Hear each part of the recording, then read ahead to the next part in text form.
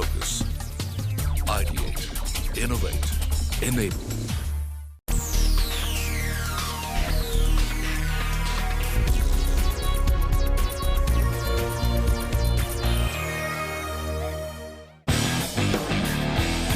On the sidelines of the 12th Auto Expo in New Delhi was held Forbes India Conversations in Excellence presented by Mercedes-Benz powered by CNBC TV18, where eminent speakers spoke about how they have achieved excellence. The evening began with an opening note by CNBC TV18's managing editor Shireen Bhan.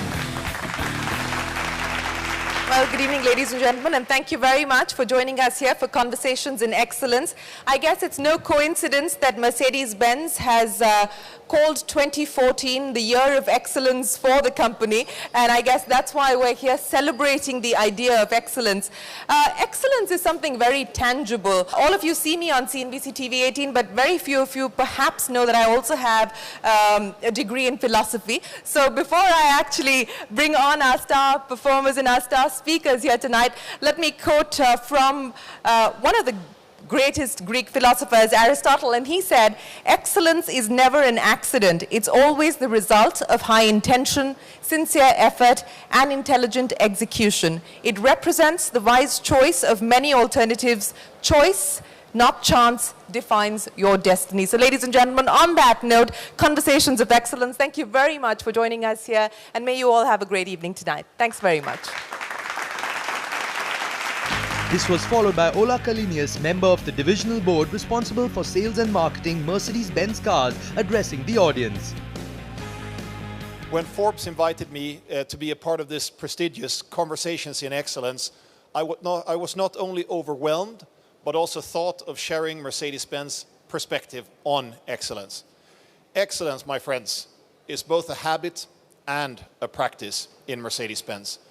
We intend to achieve nothing short of best, which is our brand promise to our customers and stakeholders. It has been a rich and glorious 128 years. However, our eyes are firmly fixed on the future and on raising the benchmarks higher with each product we design and delight our customers with. Conversations in excellence are held every day across functions in each market that the three-pointed star is present in. With an aggressive and excellent year ahead, we're hoping to delight every individual who comes within the purview of the Mercedes brand. The promise of best or nothing was made 128 years ago, and it holds true today, and that is our continued commitment to each and every person who rests their faith on the three-pointed star. I'm looking forward for today's discussion to take back some notes on how legends in India have achieved excellence. Thank you. Our first speaker was the legendary Sarod Maestro, Ustad Amjad Ali Khan. Good evening, friends. It's a great honor and pleasure for me to be here. And while listening about Mercedes-Benz, accidentally, the whole family, we are great admirer of Mercedes because my elder son, Aman, who is now 35 years old, he learned driving on Mercedes 300D. It was a long time back, and because of that, we still have this car with us, but he keeps planning to change whenever he wants. So I hope he has a good taste in his life, always. It's a great honor for me to be born in a family of musicians, and I was sure what I have to do in my life, but my father, who was my guru. So India is the only country we have realized much more the role of guru. Guru, the blessings of guru is so important for all of us, and how much ever you might have ambitions of your life, you might excel in anything, but the blessings of Guru is very, very important. And with that blessings, we believe that we achieve our goal of life. Yes, hard work is very, very important. In our field, sound is so important. There's only two types of music in the world. Sound, where we have no words. In India, we say, Swar hi Ishwar hai. the sound connects you to God. And sound of symphony, sound of sarod, sound of sitar. Other kind of music is based on language, which we call song.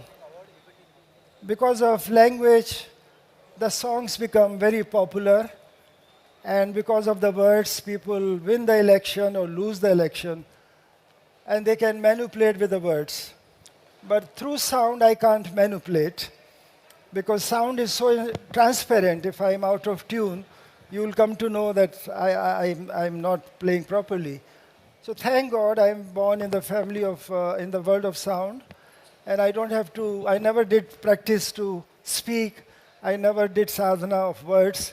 I only did sadhana for sound, and to realize the sound and the depth of the sound and rhythm.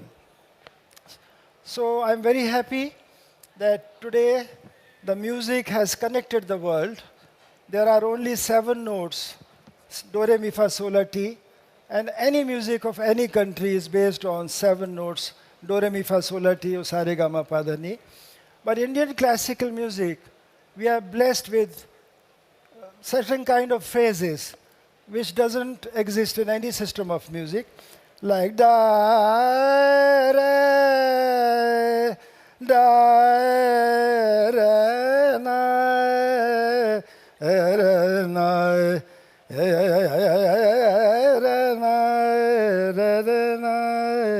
so these kind of slides and glides, they are so graceful, they are so soothing, appealing.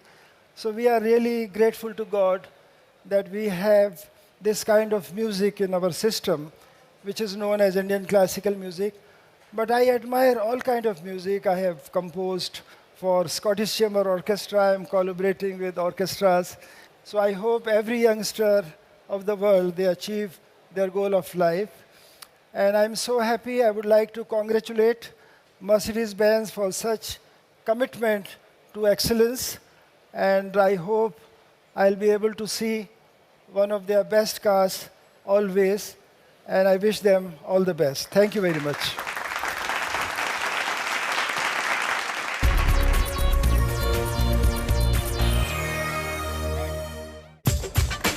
Our next speaker for the evening was the poster boy of Indian tennis, Leander Paes. Just as Aristotle once said, I do believe that excellence is a culmination of a lot of hard work and some very good choices. As a young boy, I grew up in Kolkata to 2 parents who were Olympians. My mother captained India in basketball, all 4 feet nothing of her. I inherited my speed from my mum. My father, he was the workhorse. And he played field hockey for India in the 1972 Olympics. Interestingly, in Munich, he achieved a bronze medal. Growing up to parents like this, my 2 elder sisters and myself were very, very lucky to learn on the dining table what excellence in sport was all about. Mum believed that excellence came from repeatedly practicing your best weapons. My dad believed that excellence came about by repeatedly practicing your weaknesses so that there wouldn't be weaknesses no more. I believe that excellence and passion comes from practicing ironing both your parents' match jerseys for the country. As an 8-year-old, I used to take out their jerseys from their cupboard. I used to place them on the ironing board. And I used to spend hours on end just ironing in this deep blue that we play with our national jerseys. And my dream on that ironing board was to represent you in my first Olympics. It was a cold summer in Osaka. I played on a clay court surface that I wasn't comfortable on. And eventually, when I qualified for my first Olympics, I went off to Barcelona. And in 1992, just before I embarked on playing my first Olympics, my dad had one piece of advice. He says, son, this is your first one. You're hopefully going to play another one, so have fun. I listened to Dad. I had a lot of fun in my first Olympics. And after we beat the top seeds, Woodford and Woodbridge in the first round, Ramesh Krishnan and myself in the doubles had a chance to covet a medal for India. We fell short in that quarterfinals, but another dream was born. And that dream was to try and do it in singles. 4 years later, I represented India in Atlanta in 1996, and I spent 3.5 years practicing on playing at an altitude. Why? Because I believe that in the Stone Mountain Arena in Atlanta, where we were playing at altitude, if I could hone my skills, my breath, my lungs, my lung capacity, my game, that I would be able to achieve excellence in Atlanta. After 3.5 years of playing a lot in South America, I ended up at Stone Mountain, and I drew Pete Sampras in the first round. I figured my dream was coming to an end quick. But I decided not to give up on that. I decided that karma, as we call it in India, was going to play itself out that week for me. Pete Sampras' clothing sponsor, I'm not going to take names for a reason, was not allowed at that Olympics, so Pete had to sit out. And I played Richie Renneberg, a double specialist, in the first round. I won that match, subsequently beat one of my friends, Nicholas Pereira, in the second round. Beat Thomas Enquist in the third, Renzo Furlan in the quarters. I ended up playing one of my dearest friends on the tennis circuit, Andre Agassi, in the semifinals. The morning of the semifinals was a tough morning because I knew that my toughest opponent was Andre. I'm a serve and volleyer, and Andre is the perfect machine on the baseline. When I got up that morning, I wasn't feeling that good. And later on that afternoon, I realized why. I was up 6-5 in the first set. Andre was serving at 15-40. And when he hit a first serve off the service line, I chipped it to his backhand corner and I came in. When I positioned myself at the net, I figured I had the down the line covered. I figured I had the lob covered. And I figured I had the short cross-court covered. But the sheer excellence of the man and the brilliance of him was he realized that I knew I had most of the shots covered, and he rifled a backhand as hard as he could right at my jaw. That ball came to me pretty quick. I had fractions of a second to react to it. And as I reacted, the ball came from here. I tried to play it into an open court, and I snapped my wrist tendon between my wrist and my elbow. Andre severed that wrist tendon 70%. The rest of my day was done. I won only another game after that. But interestingly enough, as karma has it, that was the first Olympics that the Olympic movement decided to give only 1 gold, 1 silver, and 1 bronze. For 2 Olympics before that in tennis, there was a gold, a silver, and both the semifinalists got a bronze. I was very pleased that they changed the rule that day. I ended up putting my hand into a cast for 24 hours. And I came back after that to play one of my other friends, a Brazilian, Fernando Melangeni, in the bronze medal match. He played another baseline game, and you generally had to hit 20 shots before you won 1 point. I was in excruciating pain that afternoon when I played Fernando, and I was down a set 6-1, and I was serving at 1-2 in the second.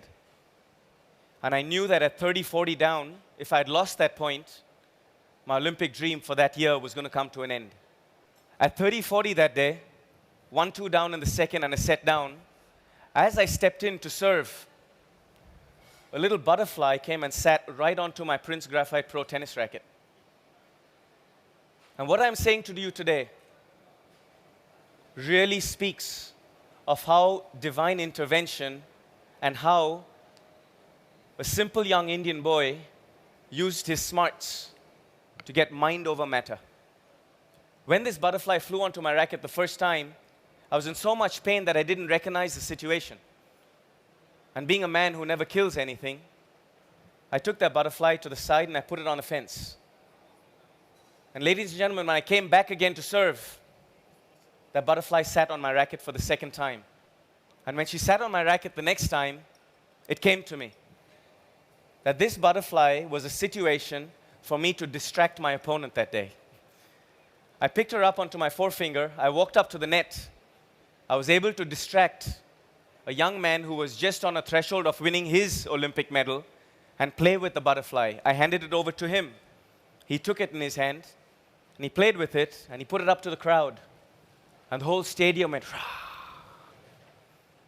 I figured I had him a little bit, but it wasn't quite enough yet. So when he gave it back to me again, I started talking about the colors of that butterfly. I said, see, she's red, white, and blue, just like the American flag where we're playing. And he picked it up again. He goes, yeah, that's right. And by then, Fernando had forgotten about tennis. I walked back to the baseline, and for 45 minutes, the excruciating pain that was in my wrist for the whole 24 hours before disappeared. I served an ace. I had a serve and volley. I won that point, won that game. I won the set 6-4. And when I was serving for the match and my bronze medal at 5-4 in the third set, I came up to the service line again, and as I bounced the ball, it was like the world had just opened up again. I suddenly came out of what we as tennis players and as athletes know as the zone. I was in the zone for 45 minutes. And as I bounced that ball, the pain came back into my wrist, and my mind recognized, my brain, my senses, my being recognized how much agony I was in. The next 4 points I played with a blurry vision. I got 4 first serves in. I made 4 first volleys. And when that final ball sailed across my head and sailed long, I achieved a little bit of history, which to me comes in a 3-inch circumference bronze medal. And I won India's first individual medal.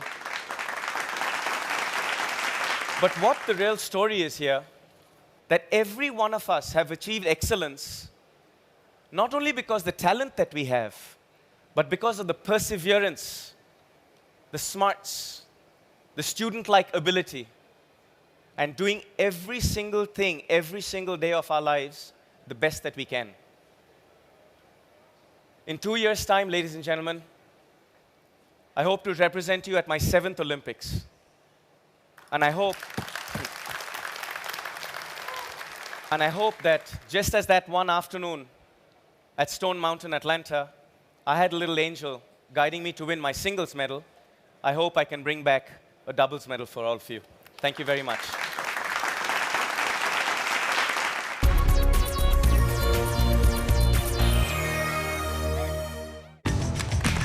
Our next speaker was the founder and creative head of Foley Designs, Michael Foley.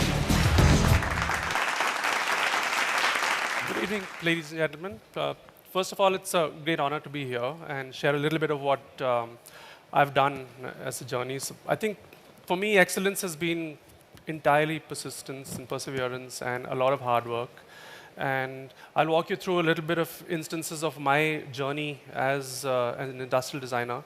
First of all, of course, industrial design is a very, very new field, relatively unknown in India. And I was, in fact, the journey in industrial design actually moved in a way where it kind of stemmed from my personal interest in watercolors and model making when I was in school, and that naturally kind of veered me towards a creative space.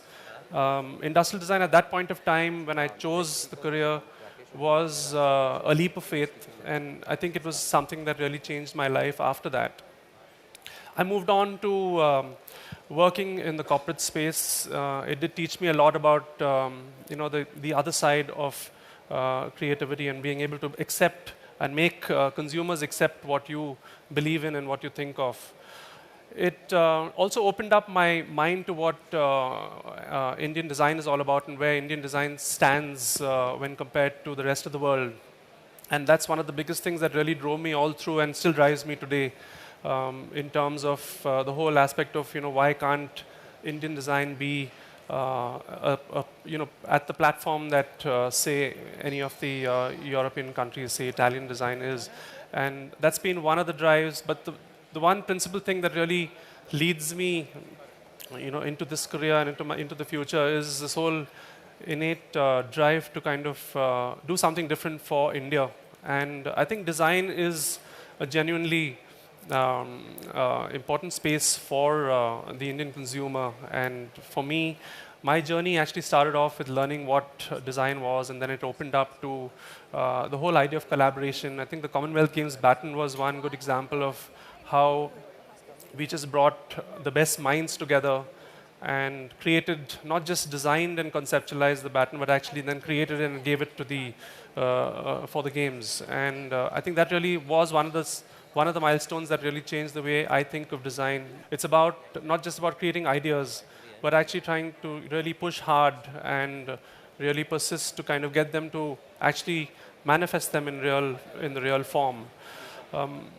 Lastly, one of the challenges I think we face as designers in India is the whole aspect of being able to create, generate value through great thinking. And I think that's one thing that not just me, but Indian design has amazing talent today. And it just goes unrecognized, largely because one is they don't get the right opportunities, or possibly not the right width of opportunities. But I think with time, that's something that's going to change and really completely bring India at least on the map of design. Lastly, one of the things that that really drives me consistently is an inner passion that I live with, and I think that's something that my family has really helped kind of incubate and then build, and of course this is the life that I have now. So on the last note, of course, I think for us design, and for me as a designer, excellence largely is a space that you persistently kind of start building and performing with, not just as yourself as an individual, but be able to try and create an ecosystem that does the same thing. And that's the only time that it would really reach a threshold that creates a completely new statement for design. Thank you. For me, excellence has always been reflecting people in whatever little way I can do. It's very difficult to do it in one lifetime. And we've always, always, always prided ourselves at the Prithvi Theatre, or now with my new baby called Junoon, with paying attention to the little things, and they make the difference.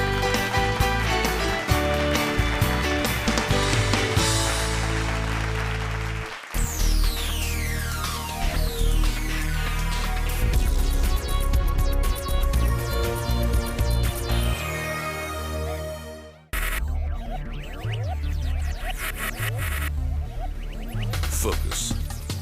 Ideate. Innovate. Enable.